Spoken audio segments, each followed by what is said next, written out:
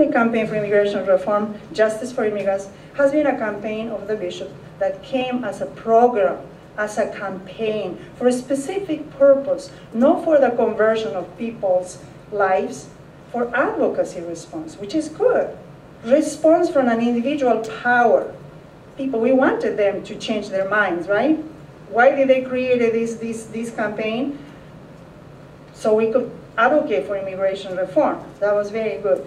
But when it was a short-term, not a long-term approach. I think, and we talk about this, and I was reading just last night also the bishops, probably Johnny could tell us, or Tony could tell us, or Kevin, that they renew this Justice for Immigrants. You know, conversion is a long education. How people could change their views, you don't find in a short term, it needs to be long term. So one thing, when this campaign came in 2005, I knew that this would be a long term. I come from the grassroots, I come from Peru, as I said. So when I learned about the 3 goals of the Catholic Campaign for Immigration Reform, 1, educate Catholics on the benefits of immigrants and immigration, 2nd, to advocate for immigration reform, and 3rd, to provide services. If the law passed, that's what it says, the Justice for Immigrants, if the law passed in the legal aspect, that's what it says.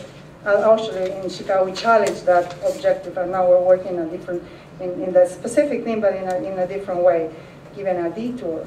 But also, I remember just from the beginning to all my networks in Chicago, I said, this is long term. This is long term. This is not short term. This is not for immigration reform only. We have to think if the law doesn't pass, what to do. This is long term. And thank God we started since June 2005 in a long term vision. So now it's maintaining the long term. And unfortunately, at the national level, I don't see that much. But in Chicago, thank God, it is a blessing. And I feel grace. I do feel grace that is still there. So it's